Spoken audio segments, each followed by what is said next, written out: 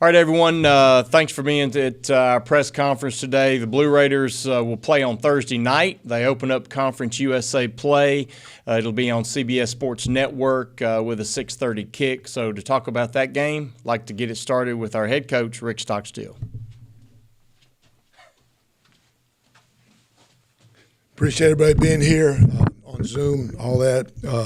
Appreciate you guys, and looking forward to this week.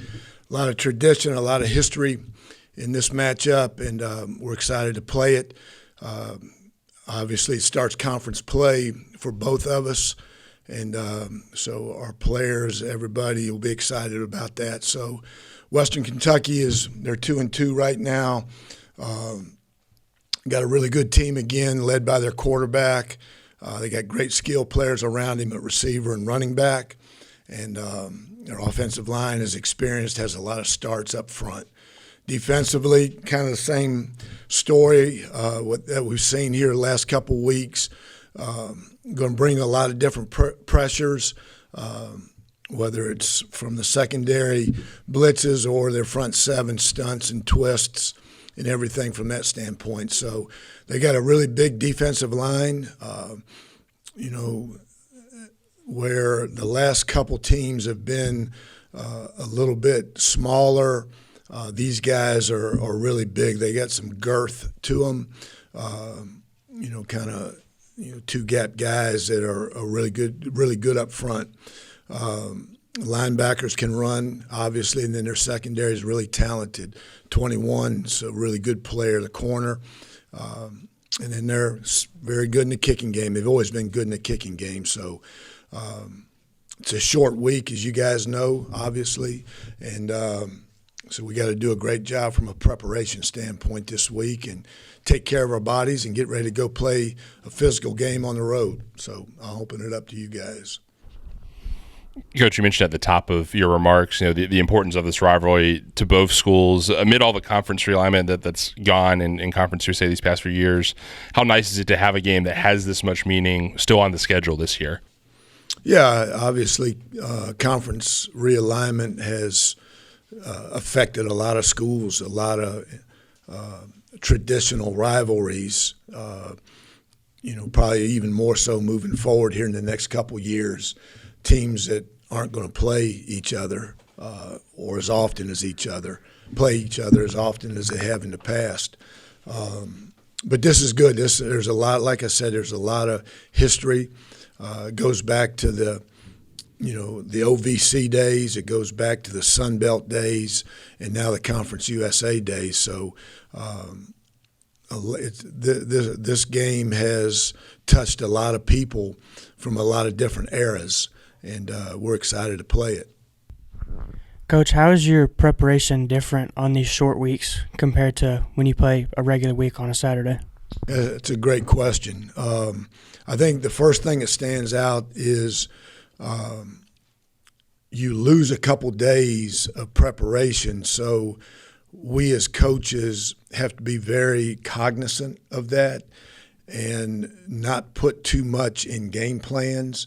Because, everything a player has going on with, being a student athlete, now you lose 2 days of meeting time. So you've got to be very smart in how much you put on them, because you don't want to slow them down physically because they're overloaded mentally. And so that's a part of it. Obviously, you lose 2 days of practice, so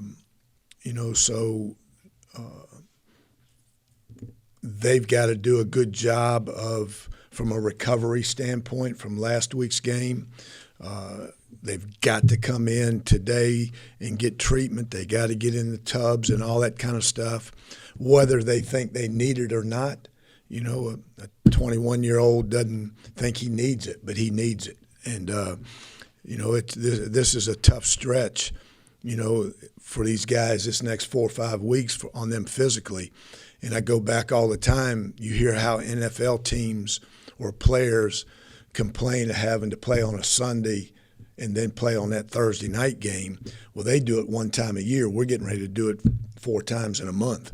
And so there's a lot of strain, a lot of stress on these players, and they've got to be very diligent in how they take care of their body and get their rest on top of everything else that they've got on their plate. Coach, prior to Saturday's game, Western had run the ball pretty well this year, considering their MO, which has always been passing in the last several years. What did Troy do that stopped their running attack so well on Saturday? Kept the clock. You know, they had almost 40 minutes of time possession, so they had 80-plus plays. I think it was 86 plays. You know, Western Kentucky didn't have that many. You know, I think they were in the high 50s, low 60s. So that was the big thing when you don't have that many at-bats. And they played from behind a little bit. They were behind.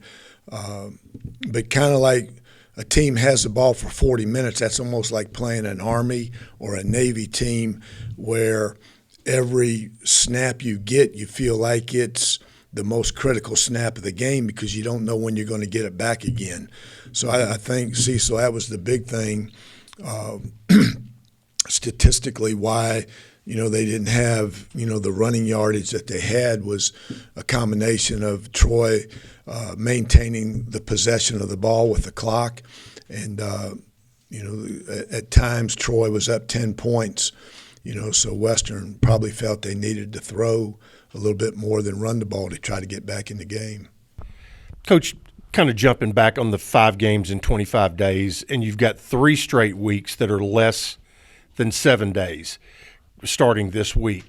How does that affect your off days for your guys, or are you able to work one in anywhere there? Well, you still have to give them an off day, and so normally, like you play on a Saturday, normally today is an off day. Today cannot be an off day, you know, so we got to find a day in this week coming up, starting today or starting yesterday, but we practice, so we got to find a day off in this week. So we'll have one day towards the end of the week where it'll be a voluntary day. You know, if you come, great. You know, hope you do, but if you don't, I can't get mad at you. You know, so it's you know, it's tough. You know, and again that, you know, I understand being on TV and all that kind of stuff, but this puts a lot of stress on these guys. Western's defense is listed in a base 2-4-5. What are some of the unique? I wish they were at 2-4-5. That's what they got listed as. That's what they list their starters as. Maybe number 2 and number 4, but go ahead. I'm sorry. There'll be more than 2 defensive linemen up there, I promise you. But what are some of the unique looks that you get with some of the more interchangeable parts in that linebacker and safety core? You know, they've always been a very exotic defense, excuse me, especially on third down. You know, we got to be prepared to get a lot of different things, and you know, they're going to play a majority of man. Even though they mixed it up pretty good, you know, they still, even with Troy, you know, as much as they, you know, were running the ball and maintaining the clock, you know, they still stayed true to what they are, and with all their man pressures and everything. So, but they do a good job defensively. They give you different looks for the quarterback and for the offensive line to be prepared for. And, you know, so kind of like what you saw in the Hawaii Bowl last year with San Diego State, you know, that, you know, what they did defensively, it just puts so much pressure on you because you don't see it every week. And, you know, they do a good job. So they got good players. It always starts with that. You got to have good players. And those guys understand that scheme, and they execute it at a high level.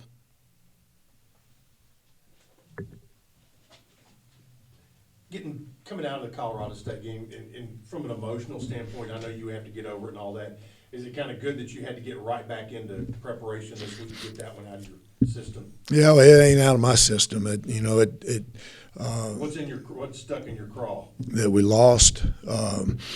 You know, it's Yeah, but I did tell the team yesterday the good thing about playing on Thursday is we don't have to wait 2 extra days to get this feeling out. And as sad as it is to say, and maybe I'm different, but as sad as it is to say in this profession, the losses, you dwell on those a lot more than you enjoy the wins. And that's the sad part about it. You shouldn't be that way. You should, celebrate and enjoy every win. And we do, I do. But losing stinks, and I've always been a bad loser. It's hard to get it out. It doesn't get out till you get that taste of victory. So, but like I told the team, we can't do anything about that Saturday. All we got to do is move forward and have a great attitude. You can never have a bad day if you got a good attitude. And we got a good attitude, and we're going to come in here today and work and, get better and get ready to play a really good football team. Chris Harris on Zoom has a question. Go ahead, Chris. Hey, Coach, you may have kind of just answered that question that I'm going to ask, but I was just curious, do you view, after all these years, going into conference play as kind of like a reset for the season? Yes, yeah, Chris, and we'd love to be 4-0 right now, but when you get into conference play, that's what it's all about, and everything that we wanted to accomplish is out there still, other than going undefeated. We're not doing that.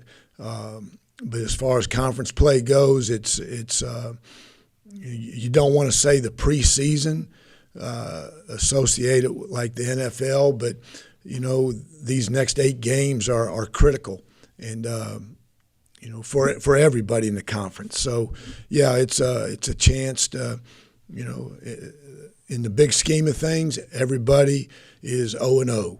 And that's how we're approaching this week, trying to get to 1-0. Anything else, Coach? Thanks, Coach. Good deal. Thanks, Chris. Thank you guys being here. Thanks, Coach. Yeah, man. All right, everyone. Now it's time for our student athletes this week. We got quarterback Nick Vadiato and safety Trey Flewellen. We'll get started with Nick. Nick, talk a little bit about the emergence of Holden Willis this past weekend, because it seemed like he just showed up on your radar all night long. Yeah, I think for everyone probably watching the game or watching us for the first time this year, that it was a surprise, like a new face, new name. He wasn't here with us last year, but since he got here in January, we've all seen it. Everyone, all the coaches, all of our teammates, we've seen what kind of player he is, how talented he is. He's very smart. He's always asking questions. He'll come to the sideline and talk about what the defense is doing, telling me about certain stuff he sees out there. So I'm super proud and happy for him. The game he had, it was just a reflection of the preparation he's put in since he's got here. So super proud of him. Super proud of how he's just kind of handled himself since he's been here. He came in with with an edge about him, just kind of ready to work. I think, early on he wanted to prove himself to his teammates that he was a good player, and I think that didn't take him very long, and I'm happy that he got to kind of show it on Saturday, and he played a hell of a game, and just super proud of him, and he's one of those targets that you can always look out there and know that it's a reliable asset to have. Nick, you're going back to where your career started a couple of years ago. Talk about the growth you've made as a quarterback since that start, and if you're going in with a little more of a chip on your shoulder than any normal game. Yeah, I mean, I think going back, my first start versus Western was, it was definitely a little bit of a roller coaster. But, I think I've come a long way since then, as a player, as a person, so I think, I've definitely grown. I've definitely improved. Still have a long ways to go in terms of being my best. But, that game, my first start, I'll always remember it, the good, the bad. I think that's how all things usually work. But, excited for the opportunity ahead. I think we have a really good opportunity this week to play a very good team, a very good defense. So excited to go out there. I know we'll come ready to work. And, for myself, I don't necessarily think it's like a chip on my shoulder. Because, we're, the team I played 2 years ago is different from the team I'm going to play Thursday. But, I think as an offense and as a team, we have a chip on our shoulder just because we've had Colorado State was a tough game. When you look back on it, and like Coach Stock just said, you always kind of dwell on the losses more than you enjoy the wins. So I think we're ready to get back out there and just kind of hopefully put together a really good game plan and go out there and execute it on Thursday. Elijah Metcalf's a receiver who's been in the program a couple years, but is getting his shot, and rising up, your call sheet, it seems like, every week. I think he had 9 receptions this past weekend. How reliable has he become in the slot for you, throughout the game? So like when you talk about having a reliable receiver, I think Elijah just kind of encompasses all of that. We were able to come in together, the same recruiting class, so we've been here since we both came in, and we just from the jump we clicked with each other. We kind of have like that connection on the field. I feel like that, it's not something that you necessarily practice. It's something where I think we're just kind of, our brains are kind of connected at some times, and it really helps when you're on the field. And like similar with Holden and a lot of our guys, when you look out there, and I see Elijah out there, and it's like an important third down. I'm like, I know what he's about to do on this. I trust him, and I know he's going to make a play if I get him the ball. So super proud of the growth he's had. I know he played a couple games our freshman year, sprinkled in a little bit last year, but now he's really starting to get to just be himself and go out there and make plays. And I'm super happy for him. He's one of my best friends, and I couldn't be more proud of him. Nick, like Coach Stock said, Western's going to throw a lot of different defensive looks at you. How much do you guys kind of have to be on your toes to be prepared for anything that they might throw at you? Yeah, I think especially on a short week when you don't get as much time to prepare, you don't have the amount of time that you usually have to watch as much film, to game plan as much. And like Coach said, Western does a really good job. They give a lot of different looks. They give a lot of different pressures from a lot of different areas and a lot of different players on their team, whether it's the secondary, their backers, whether it's showing pressure and then dropping out of it. They throw a lot at you, and they're really good at it. So I think we just have to be locked in on these next couple days. Obviously I don't know if it'll be as physically taxing, physically demanding as a normal practice week because of the shortened amount of days, but that's when you really have to be locked in mentally on everything going on. And I think with these short week games, having 2 less days, you're not going to be able to game plan as much per se just because you don't have the time. So you just really, on everything you're doing, you really have to be locked in mentally, and just you can't let stupid mistakes affect you during the game because that'll really cost you.